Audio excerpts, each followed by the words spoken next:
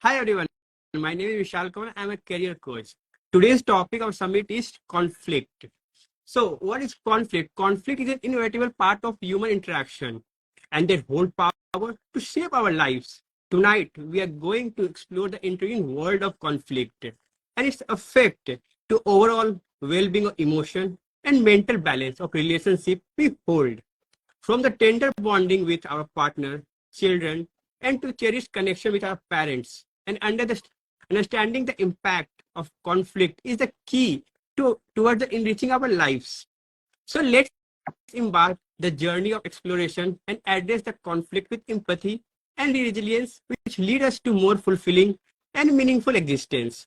So let's start with Poonam, our work-life balance coach. Okay, over to you, Poonam. Thank you, Vishal, and welcome all on this very interesting session. Once again, in our Super Speaker Season 3, Episode 3. Yes. So today we are going to discuss upon conflict. So I'll start with an example. So spending so many years in work life, once I had a colleague who used to regularly miss her deadlines of her projects or any work given to her, and there were lots of chaos situation among the team members, and lots of conflicts arising because when she used to fail as a part of a team member, what used to happen is the burden used to come to other team members because the project needs to be completed, project can't fail. So 2 3 times such things happened, and then the conflict started to happen among the team member, among the group, and it started to spread it across. So as a leader, what I did was went with her for a private and a personal discussion and a very open discussion that what exactly she's facing, why she is not able to complete her task and everything. So once we discussed all these things, I discovered that she was facing some personal challenges in her life. So we tried to solve it out. I asked my team members to support her in whatever respect and whatever means they can to help her out to come out of her personal challenges and dedicated to her work, dedicate more time and the required attention to her work. So all this worked out, and eventually she felt eased, and she started to contribute, and there was a very happy environment, and she grew strong, in fact, after the counseling. So you see, there are n number of kind of conflicts. So and there was another instance in my life where I was attending a family gathering, and they were relatives who were in conflict among themselves. It normally happens in any household, uh, in everybody's house. So when there are two relatives facing conflicts with each other and attending the same gathering, so the situation becomes very awkward, not just for both of them, but for the whole family, the whole group attending the function. So eventually, in that situation, one of the senior family members stepped in and counseled and cleared all the misunderstanding. So at the end of the day, when the conflict got over, both of them were just opened up and came out of the resentments and the past grievances which they were carrying on over and over the years, and were not able to easily communicate. So all those got cleared, and then there was a happy atmosphere all around. So you see, as a work-life balance coach, I consider dialogue as the most important weapon to resolve conflict, whether it is individual, community, or basic household. You know, so why does conflict arises? The question is, why there is a conflict? So the conflict arises because they're not different people. It arises because there are difference of opinions, difference of values, and there are difference of perspectives for different people. So the first step to resolve any conflict should be acknowledge and validate the emotional aspect involved in a conflict, and the perspective of the other person which is involved in the conflict. And it is very natural to have a difference. So I mean, you all need to do is share those interests mutually. You need to understand each other and share your interests. Okay, so then comes, at times we face that there people have ego, they have their I statement, and this becomes this leads to nothing but not just a conflict. It leads to a heated discussion at times, at home, at office, and people end up doing blame game, giving personal attacks, you know so all these end up in people around you talking to you, people coming in touch with you, carrying all those resentments and grievances for you, and they don't understand you. They never agree to understand you, actually. you know so conflict is definitely an undeniable fact, but how we handle it is very important. So the most important thing is that we need to handle conflict very efficiently. You know, for I'll give you a very small example once again, like on a food issue. If we have in my house, if there is a special occasion, if there is any birthday or any anniversary to be celebrated, I face a basic conflict when it comes to food choices. When I asked food choices to my family, there are two people who go for the basic, simple, everyday food, even on a special occasion, and there are three people who opt for very exclusive and exotic foods. They are into like party mode. So all I do is to bring them all together. What I find out a solution is I take one on one. Okay, so I give an option. Okay, fine. This time it is his choice, and this next time we will keep your choice. So you have two options. I personally have only two options. One is this, and secondly, I can mix both of it. That 50% of the menu should be this, and 50% of the menu should be this. So what do I mean to inform you by giving this example is there has to be some kind of consensus and some kind of adjustment which you need to do every day to come to a conclusion and a non-conflicting situation. Because if everyone keep their own stand and be stable at their own decision, and they don't share things and they don't come to a conclusion, the conflicts can never get resolved. So the main focus inside a family or at a workplace, or be it anywhere with anyone, the focus should be in minimizing the potential of conflict and avoiding triggered situations and avoiding any kind of triggered statements. So the best situation would be like distribute roles, make treat people as a team, your other keep empathy for people, understand others perspective. So this is my small takeaway about conflict, because the prime motive in our life is to reach to a win-win situation with everyone. Only then we can reach to a happiness in a family and a harmony in a family. So now this is what I meant by conflict, and how I have faced conflict in my life, in my personal and professional life. Now let's hear from Suvidha, what she has to say about conflict. Okay. Hi, thanks, Poonam.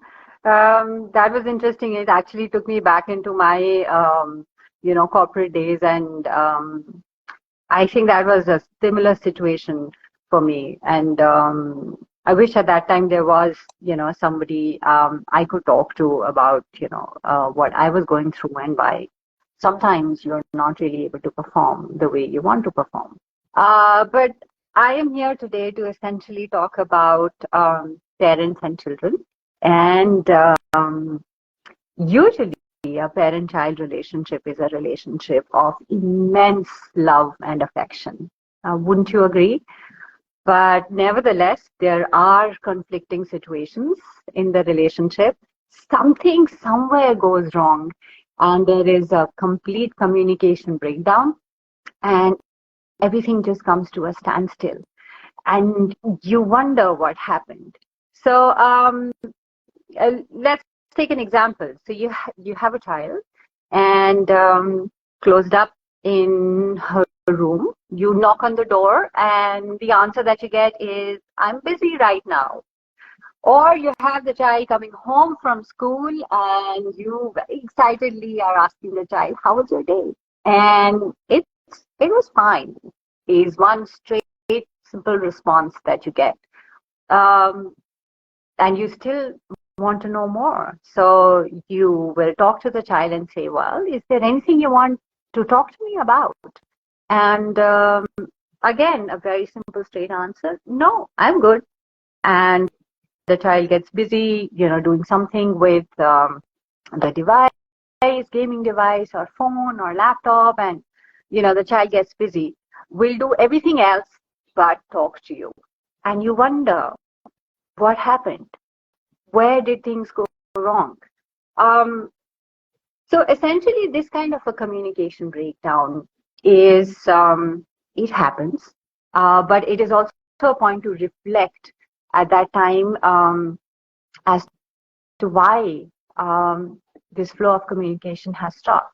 I only want to know about the well-being of my child. That is why I'm asking the child all these questions, right? And I want a response from the child so that I am satisfied that my child is okay.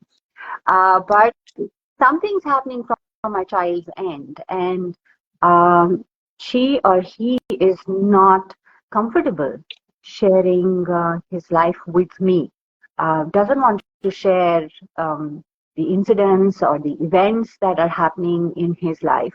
And he's okay with it. I'm not okay that this sharing has stopped. So clearly that means I have to do something about it. So one thing that we as parents can do is to create a comfortable environment in which the safe space that we create is absolutely non-judgmental. And we give this confidence to our children that they can come up to us and share with us whatever they want, however they want to say it. And we will be there to listen to them without interruptions, right? Because usually we as parents, what we tend to do is that the minute the child is sharing something with us, we want to give our advice because we think we know better. And we might know better, that's all right. But maybe that's not what the child wants at that time. The child just wants somebody to listen to him so that they are able to pour their heart out and just leave everything on the table and say, "Well, this is what my day looked like today, and I am unhappy." And we as parents give them that space that they can come and give this download to us. And at that time, Yes. sometimes we just want to listen and not really say anything, not really give an advice, which we just jump right to it. We also have to understand that we sometimes we have to respect our children's privacy. Uh, we know that we are coming from a point of view of well-being for our children, and we want to keep them safe and we want to keep them protected. We want to know if they are doing all right, but sometimes, just like we do, we want our own space and privacy. Children also want that, especially teenagers. They want their space, they want their privacy, and I think we should be able to give it to them. There's one more example that I'm going to share, and this definitely comes from my personal life also.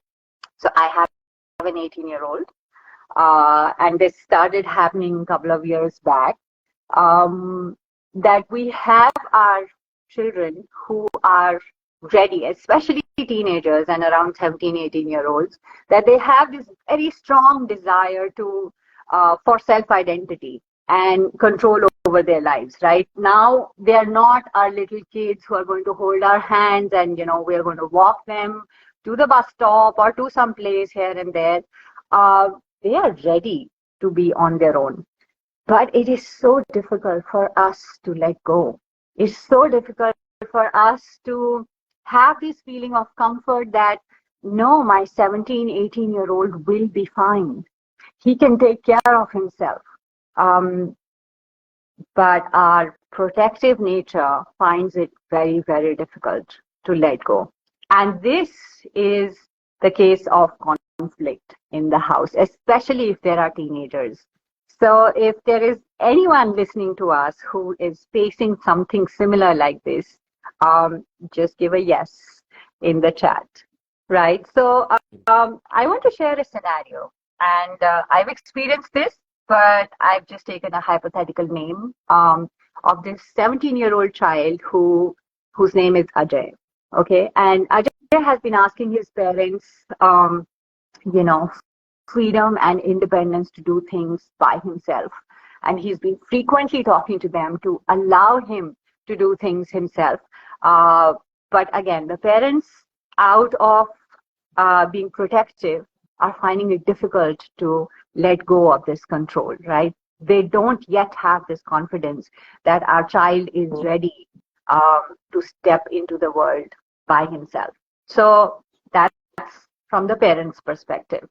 So Ajay comes up to the parents and he says that at the start of the weekend, he's asking permission to go to a concert which is happening on this coming Friday in the evening, and he wants to go with his friends. And he's having this conversation with his parents, and he's saying, would you please let me go? And so as parents, what do you think will be the questions? Where is the concert happening? Well, the concert's happening in such and such place. The parents calculate, oh, but it's about 2 hours away. So Ajay says, yes, but I'm going with my friends. And it's getting over at 11. I'll be back home after that. Who are your friends that you're going with? So Ajay has to answer, well, I'm going with Sam and Rohit. How are you going there? Well, Ajay says Sam's brother is driving us, and he's also going to bring us back. Well, how old is Sam's brother? What does he do? Imagine the plight of Ajay right now at this time with all these questions. So, well, but Ajay has done his homework. He's ready with the answers. He's like, well, Sam's brother is 19 years old. He's studying in college. He has a valid driving license. He has been driving in the city. So parents' discomfort. Imagine 17-year-old teenager, 19-year-old teenager, driving 3 teenagers, 17-year-old, to a concert some 2 hours away, coming back late in the night, again driving back. Parents are completely flabbergasted. They don't want to say yes to a thing like this because they are completely out of control here. And in case something goes wrong, then what? Right? So as parents, we always have this fear. What if something goes wrong? And it is so difficult to allow the child to just go and say, well, okay, take care of yourself, you can go. I mean, I didn't do that. And it was painful and very, very difficult for me to say yes to something like that when my son started asking these questions and started seeking permission. But hats off to that boy that he persisted. And I think the upbringing, we have to trust that as well, because our children usually won't take the wrong step.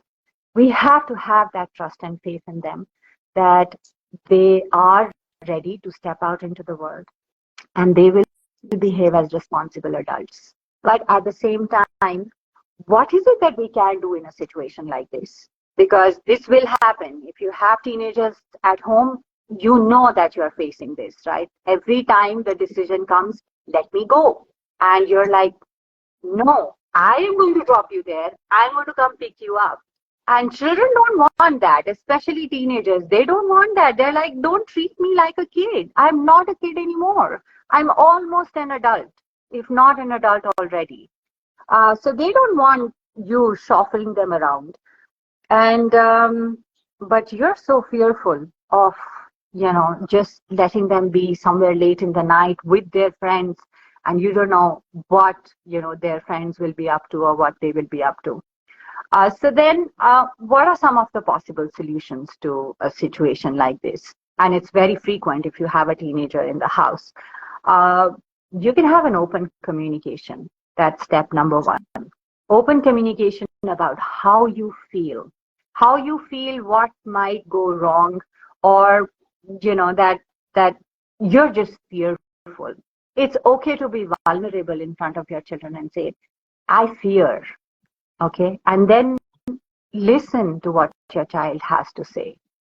We as parents always, want to be very strong and brave in front of our children. But if we are always strong and brave, and how is it that we want our children to come and talk to us and say that I, I I fear something will go wrong, or I don't have the confidence to do this? When we never say this to our children, that I don't feel confident, how is it that we expect our children to come and talk to us that I don't feel confident? We also have to show our vulnerability.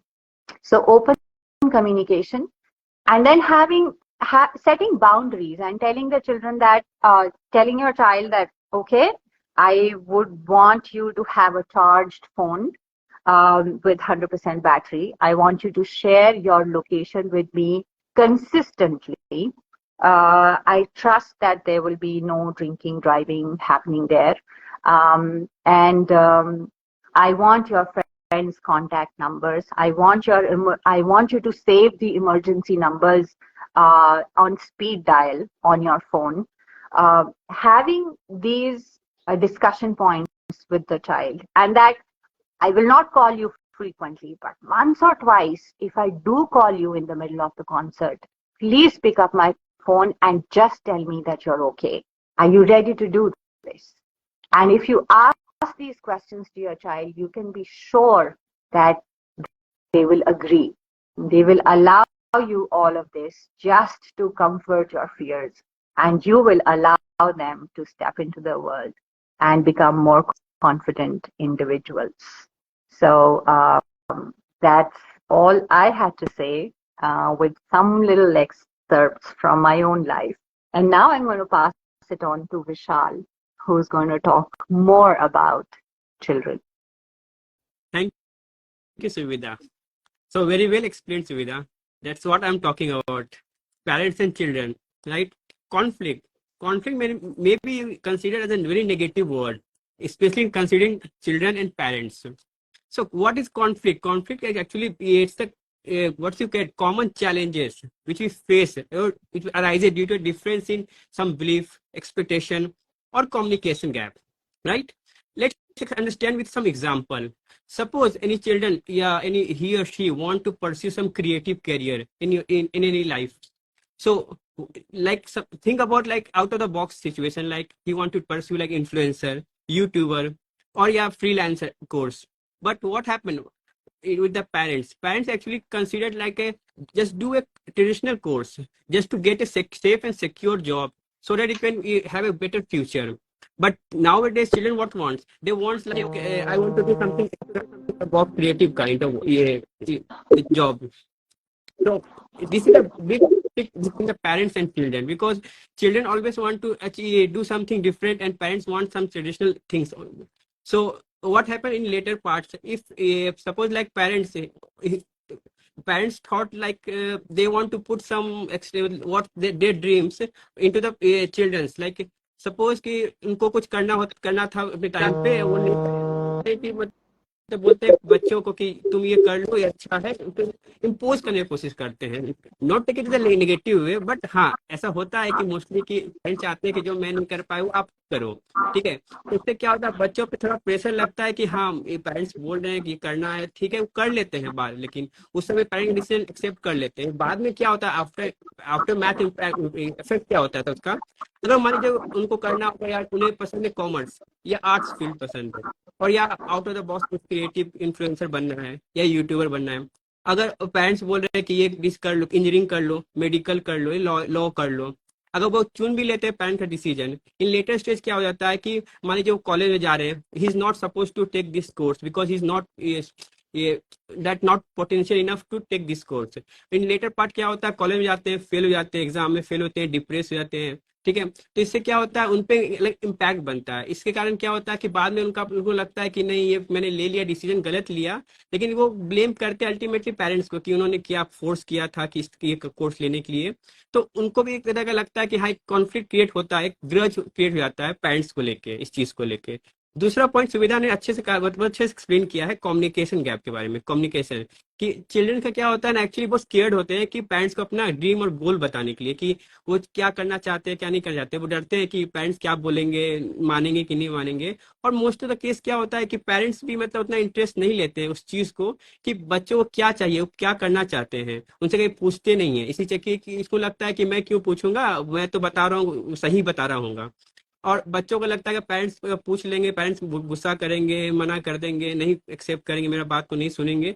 तो ये एक तरह का communication gap create हो जाता है यहाँ पे, जो सुविधा मैंने अच्छे से समझाया भी है कि अगर ये गैप क्रिएट होने से क्या होता है कि अब ये गैप हो गया, इसके कारण क्या बच्चे कुछ ना कुछ गलत डिसीजन लेंगे, पेरेंट्स की बात नहीं सुनेंगे, पेरेंट्स के प्रेशर में काम करेंगे। इनसे भी एक क्या तरह कॉन्फ्लिक्ट क्रिएट होता है दोनों के बीच में।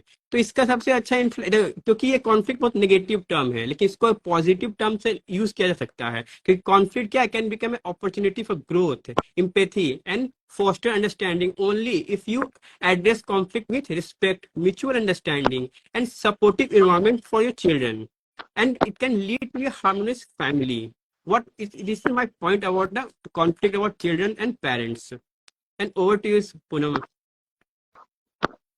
Okay, so very nicely said, Vishal and Suvidha. So I would like to ask over here if anyone wants to they want to have any query. Yeah, let's check Yes, any yes. queries, questions. Panita 1433. Yeah, so true, Panita. There should be a balance. Right, right, right. Yes, Okay. yes, yes. Hello, KGS student and Hello, Singapal everyone. Singh. Hello, Pasna. Hello, Drama King. So, anyone have any questions? You can ask. Hello, Arya Ayush. Hello, Viva. So, new people have joined. Hello, Ramesh. Yeah, so many. Queen Perrier. Hi, Maleshwari.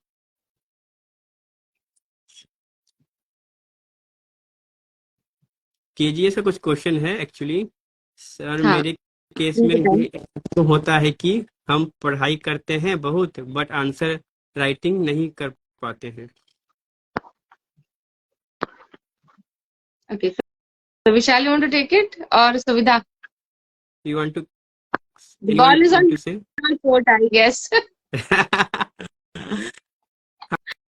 हाँ, KGS आपके case में होता है कि आप ये पढ़ाई करते हैं बहुत, पर आंसर राइटिंग नहीं कर पाते हैं। देखिए, आंसर राइटिंग नहीं कर पाते हैं कारण ये हो सकता है कि आप ज्यादा प्रैक्टिस नहीं करते। पढ़ते तो हैं, पढ़ लेते हैं, याद कर लेते हैं, फिर मेमोराइज करना भूल जाते हैं। इससे अच्छा है कि ना आप उसको याद करने के बाद को लिखे, एक बार नहीं, दो बार, तीन बार लिखे, लिखते जब बोले उस चीज को, ठीक है ना। इसमें क्या होगा कि आप लिख लिख के बोलिएगा ना, तो आपको मेमोरी में स्टोर होगा, सबकॉन्शियस माइंड में स्टोर हो जाता है। अगर आप ऐसे ही पढ़ के छोड़ दीजिए, दो तीन बार रीड मार के छोड़िएगा, तो वो आपके दिमाग से निकल जाएगा, ठीक है। इसलिए कोशिश कीजिए कि जितना आप पढ़ते हैं उसको लिखिए। भले टाइम लगेगा, हो सकता है आपको ज्यादा टाइम लगे लिखने में, पढ़ने कंपेयर में। सोचते हैं कि होता है ना कि स्टूडेंट पढ़ते हैं तो ये चैप्टर पढ़ लेते हैं, तुरंत हो जाएगा कंप्लीट। पर क्या होता है ना, तुरंत चेक करने में क्या होता है, बाद में भूल जाते हैं।